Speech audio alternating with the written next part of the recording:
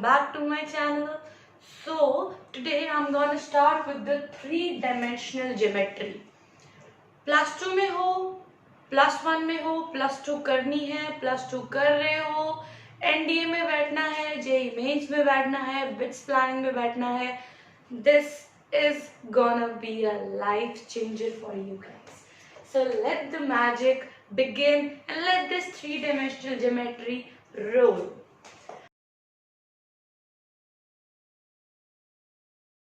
Alright, when we talk about three-dimensional geometry, सबसे पहली चीज आती है स्ट्रेट लाइंस. स्ट्रेट लाइंस फटाफट से ना एक कॉपी पेन निकाल लीजिए, फटाफट से नोट करते जाइए. The very first thing, if you have to find the distance between, you have given a straight line. A and B are 2 points whose coordinates are x1, y1, z1, x2, y2, z2, and you have to find the distance between A and B. जिनको तो पता है pause कीजिए video, फटाफट से इसका result लिखिए copy पे. जिनको नहीं पता वो आज याद कर लीजिए. तो उसका रिजल्ट आएगा the whole under root of z2 minus z1 का whole square plus y2 minus y1 का whole square plus x2 minus x1 का whole square. This is the very first result and very important result of three-dimensional geometry, that to find the distance between the 2 points. जिनको पता था clapping for them, जिनको नहीं पता था वो आज पता कर लीजिए. To find the distance between 2 points, the formula is under root of z2 minus z1 का square plus y2 minus y1 का square plus x2 minus x1 का whole square. Alright, moving on to the second one. When we move on to the second one, second point says that अगर आपके पास एक straight line है, उसके coordinates given है बच्चों x1, y1, z1, and on the other side you have b, coordinates are x2, y2, z2. Alright, now you have any point, suppose x, y, z. You have a point x, y, z. ये point आपकी line को divide करता है m ratio n. This point divides your line in m ratio n. जिनको तो पता है pause कीजिए वीडियो, फटाफट से रिजल्ट लिखिए. जिनको नहीं पता, then the coordinates of x, y, z, coordinates of x, y, z are given as m into x2 plus minus. अब मैं आपको बताऊंगी लास्ट पे कि यहाँ मैंने प्लस माइनस क्यों लगाया. माइनस ऑफ n आगे आया m plus minus n. The very first coordinate this is equal to x. अगर हम y की बात करें then it is equals to again m plus minus n. z की बात करें m into z2 plus minus n into z1 upon m plus minus n. This is the formula for x, y, z, and in this way you can find out the coordinates. अब मैं आपको बताती हूँ कि plus कब आएगा और minus कब आएगा. प्लस आपके पास तब आएगा जब when we are dividing this line internally जब हम डिवाइड कर रहे हैं, and negative comes out when we are dividing this line externally in the ratio m ratio n. Just have a look at this. Let's move on to the point number 3. Now point number 3 करवाने से पहले मैं आप लोगों को एक छोटी सी चीज समझाना चाहूंगी. When we talk about the quadrant system, मुझे पता है ऑलमोस्ट स्टूडेंट्स 99% स्टूडेंट जो मेरे को अभी सुन रहे हैं उनको पता होगा कि हम क्वाड्रेंट सिस्टम की जब बात करते हैं we have first, second, third and fourth quadrant, and we know that x minus of 1. जब हम क्वाड्रेंट सिस्टम की बात करते हैं, in the first quadrant x and y both are positive, in the second quadrant x is negative, y is positive, third में these both are negative, and when we talk about the fourth then x is positive and y is negative. So जिसको नहीं पता वो आज clear कर लीजिए अपने दिमाग में. This is the quadrant system. Alright, the third point पे मूव करते हैं हम. Third point comes out to be the centroid of a triangle. अब इसके बेसिस पे हमारे पास आगे फर्दर क्वेश्चंस बहुत होते हैं एनडीए में. Centroid of a triangle. याद कर लो, बहुत इजी है। सेंट्रॉइड, ये ट्रायंगल है, you have points x1 y1 z1 and then you have x2 y2 z2 and last you have x3 y3 z3। तो बच्चों इसका सेंट्रॉइड ट्रायंगल का निकालने के लिए you have a very simple formula. Centroid of a triangle is given by x1 plus y1 plus z1 by 3, x2 plus y2 plus z2 by 3 and last is x3 plus y3 plus z3 by 3। देखा जाए तो आपने बोला है ये होगा centroid, but ये हमारे पास सेंट्रॉइड का फॉर्मूला नहीं होता। सेंट्रॉइड का फॉर्मूला निकालने के लिए ऑलमोस्ट स्टूडेंट्स, मैंने आपको इसीलिए बताया क्योंकि ऑलमोस्ट स्टूडेंट्स यहाँ पर गलती करने वाले हैं, बट बच्चों इसको दिमाग में रखने के लिए वे है x y z, right. X y z के लिए तो x है तो तीनों x को प्लस करो और 3 से डिवाइड करो, y है तो तीनों y को प्लस करो और 3 से डिवाइड करो, z है तो तीनों z को प्लस करो और 3 से डिवाइड करो। This is the formula of centroid of a triangle. This is the formula for centroid of a triangle. इसको याद करने का वे यही है, x है तो तीनों x के कोऑर्डिनेट्स को प्लस करो, y है तो तीनों y के कोऑर्डिनेट्स को प्लस करो, z है तो तीनों z के वो मैंने पहला फॉर्मूला इसीलिए लिखा क्योंकि ऑलमोस्ट ऑफ द स्टूडेंट्स ये गलती करते हैं। तो इसको याद करने के लिए यही रखना, x के साथ x, y के साथ y और z के साथ z। So this is the formula for centroid of the triangle. The fourth and the most important आप जिससे मैं बोलती हूँ ऑलमोस्ट स्टूडेंट्स है हुआ है यार, DCs और DRs कैसे याद करें, DCs and the DRs of length।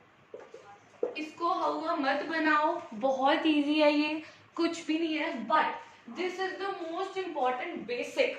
अगर ये नहीं आएगा तो you will not be able to move on further. So when we talk about the DCs को मैं बोलूंगी direction cosines, direction cosines. When I talk about the direction cosines you have obviously, आपको पता होगा जब हम x y z को represent करते हैं, this is y, this is x and this is z and suppose this is point O and I said कि ये मेरे पास एक straight line है and it is making angle alpha, beta and gamma with alpha के साथ ही बना रहा है, अगर x एक्सिस के साथ अल्फा एंगल है, y एक्सिस के साथ बीटा एंगल है एंड z एक्सिस के पास गामा एंगल है, then DCs of line OP line की जो DCs होंगी that will be given by cos alpha, cos beta, cos of gamma। नहीं पता आज पता कर लो, बहुत इंपॉर्टेंट लिखते हैं कि DCs ऑफ द लाइन को हम कैसे लिखते हैं। They are also given as L, M and N। और इससे एक बहुत ही इंपॉर्टेंट रिजल्ट आएगा बाहर, L square plus M square plus N square it is equal to 1। और ये रिजल्ट लाइफ चेंजर रिजल्ट है, ये रिजल्ट को हमेशा याद रखना कि L square plus M square plus N square is equal to 1। Again अगर x एक्सिस के साथ अल्फा एंगल बना रहा है, y एक्सिस के साथ बीटा एंगल बन रहा है और z एक्सिस के साथ गामा एंगल बन रहा है, तो DCs of the line OP will be given by cos alpha, cos beta and cos gamma। Another thing and very important, DCs of the line are always unique। DCs of the line are always unique। Okay, let's move on to the direction ratios। Very simple, what are the direction cosines and what are direction ratios? DRs, direction ratios। Direction ratios basically क्या होते हैं हमें ये देखना है। Direction ratios वो points होते हैं, let it be A, B and C which satisfy this condition, A by L by A, M by B is equals to N by C। Okay, say it is equal to any constant or you can say those points which satisfy this condition, these are known as the direction ratios। ठीक है, ये points कुछ भी हो सकते हैं। अब एक बहुत ही important question arise होता है यहाँ पे, are these direction ratios unique or not unique? Okay, most of the students का ये क्वेश्चन अनआंसर्ड होता है कि DRs लाइन के यूनिक होंगे या नॉन यूनिक होंगे। तो इस चीज को समझते हैं। अगर मैं L A B C की, चलो मैंने बोला कि मैंने ना कोई भी रैंडम वैल्यू उठा ली, इट इज 1 2 एंड 3, ओके। तो इसके डायरेक्शन रेशियोज मुझे पता है, इट इज इक्वल टू 1 2 3। और ऑन द अदर साइड अगर मैं ये ले लूं, अब देखो तो इसके डायरेक्शन रेशियोज होंगे -1 -2 एंड -3। तो बॉस एक चीज देखो ना कि ये है तो अलग ही ना, ऑब्वियसली ये 1 2 3 और ये -1 -2 -3 है, none of that matters कि you can cancel out this, but still direction ratios तो अलग ही है ना, 1 2 3 और -1 -2 -3 तो अलग है। तो direction ratios of a line are always unique, कभी भी ये नॉन यूनिक नहीं होते। ऑलराइट, देखो जो ये देखो ना, अगर ये 1 2 3 है और ये, मैंने बिल्कुल आपकी बात से एग्री करती हूँ, आप मेरे को अभी इस टाइम ना almost all student must be thinking कि यार जैसे माइनस कट क्यों नहीं कर रही है मैडम, जैसे माइनस कट करो ना तब भी तो यही आएगी। No, you don't have to cut this minus. देखो ये डायरेक्शन रेशियोज और ये डायरेक्शन बॉस दोनों अलग अलग हैं, ये 1 2 3 है, ये माइनस के साथ है। तो direction ratios of any line are always unique. Almost of the student क्या करेंगे, इसको बोलेंगे यार ये नॉन यूनिक है, ये क्वेश्चन देखो इसको प्लस कर दो तो यार सेम ही आएगा। No no no, it's never. Direction ratios and direction cosines of any line, they are the same. अब पॉइंट आता है कि डीआर को लिखने का वे क्या है। बस नहीं पता, मुझे पता है, सारी दुनिया को पता होगा how to write the DR of the line. बस नहीं पता तो आज पता कर लो, डीआर ऑफ द लाइन को लिखने का वे क्या है। अगर आपके पास कोई एक लाइन दी है, सपोज ये पॉइंट ए है x1 y1 z1, ये पॉइंट बी है x2 y2 z2, नहीं पता, पता कर लीजिए। डीआर ऑफ द लाइन को लिखने का वे होता है x2 x1 y2 y1 and z2 z1। Again very important, और स्टार डाल लीजिए एक बड़ा सारा कि हमें अगर स्ट्रेट लाइन दी है तो उसके हमें डीआर को कैसे लिखना है। Okay, one more thing that you have to remember कि डीआर, अगर तुम्हें डीसीज दी हैं, सपोज कर लो अगर तुम्हें डीसीज दी हैं और डीआर निकालने हैं, या इसको मैं ऐसे बोलूंगी डीआर दिए हैं और डीसीज निकालने हैं, तो फॉर्मूला बहुत ही सिंपल सा होने वाला है। DCs of line is equal to DR upon the magnitude of the DR. This is the formula of to find the DCs of any line अगर DRs given है। DRs यार given है और ना given हो तो फर्क ही नहीं पड़ता, DRs को तो हम निकाल सकते हैं, बस हमें 2 पॉइंट्स दे दो यार, हमें ये पॉइंट्स हैं तो हम DRs को निकाल के सिंपली DCs को क्विकली क्रैक करके हम अपना आंसर दे देंगे। ओके, एक और बहुत ही इंपॉर्टेंट क्या बोलता है, अगर आपके पास एक यूनिट वेक्टर है, अगर हम आपके पास एक यूनिट वेक्टर है x i cap y j cap z k cap, और दूसरी साइड पे मेरे पास एक नॉन यूनिट वेक्टर है, that is again x i cap y j cap z k cap, ठीक है। अगर तो एक यूनिट वेक्टर है और एक नॉन यूनिट वेक्टर है, अब हमें ये डिसाइड करना है कि जो यूनिट वेक्टर में जो मेरे पास ये जो एक्स वाई और जेड है, ये तीनों बॉस हमारे पास होंगे डीसीज, अगर तो है हमारे पास यूनिट वेक्टर, और अगर हमारे पास नॉन यूनिट वेक्टर है तो ये तीनों हमारे पास होंगे डीआर्स। ओके, इसको पल्ले बांध लो कि अगर यूनिट वेक्टर है तो डीसीज होंगे, नॉन यूनिट वेक्टर है तो आपके पास क्या होगा, डीआर्स। चलो जी, directly switching on to the next, that is the straight line. Okay, अब मुझे पता है यार, पता क्या होगा, सबसे पहले मैं एक चीज बताती हूँ आपको, जब भी हम स्ट्रेट लाइन पे मूव करते हैं ना, तो सबसे पहले जो उसकी वेक्टर फॉर्म्स होती है ना, भाई साहब ये तो वेक्टर फॉर्म्स ने इतना कुछ दिमाग खराब कर रखा होता है ना, तो हम इसको कंसिडर ही नहीं करते, हम जाते हैं सीधा सीधा कार्टेशियन फॉर्म पे, और जो होते हैं बहुत ही मुश्किल। एक बार समझिए vector forms and the Cartesian forms को हम रिवाइज करते हैं। Straight line, when we'll move on to the straight line, what is the equation of straight line which is passing from point, जो point A से पास कर रही है, जिसका पोजीशन वेक्टर मेरे पास A है और जिसका हमारे पास पैरेलल है वेक्टर B के, which is also parallel to vector B.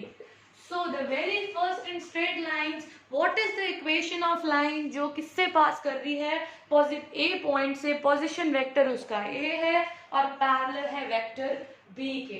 तो बच्चों लाइन को लिखने का वे है A प्लस लैम्डा B, ठीक है।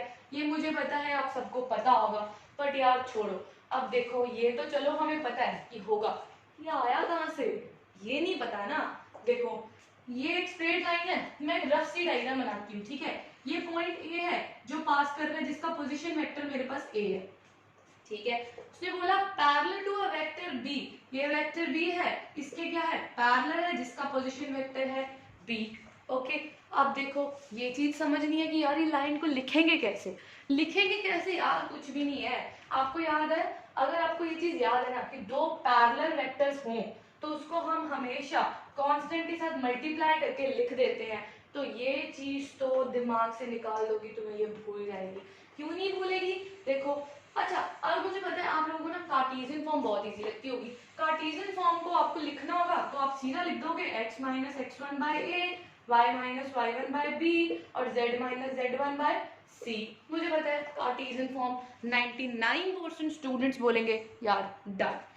अरे बच्चों इसमें देखो ना, ये पॉइंट है x1 y1 z1, ये भी तो एक पॉइंट है जिसमें से पास कर रही है।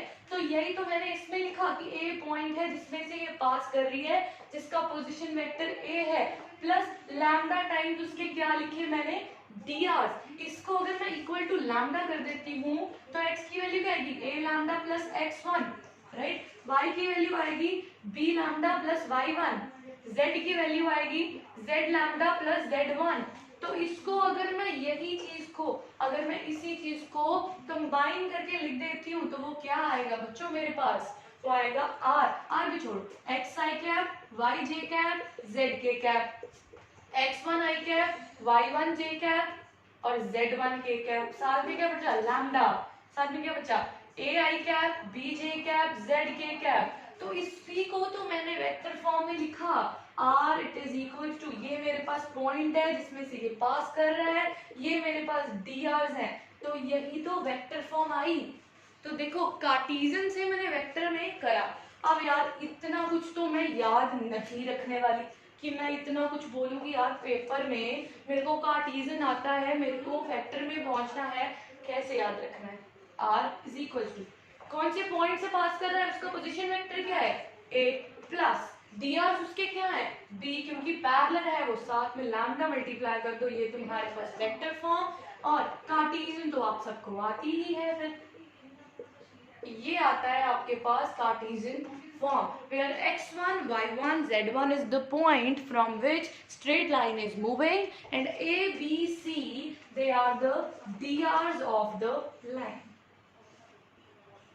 Okay, this was the very basic. Now just we have to continue, then meet you in the next video with part 2 of straight lines. Till then, bye bye, take care.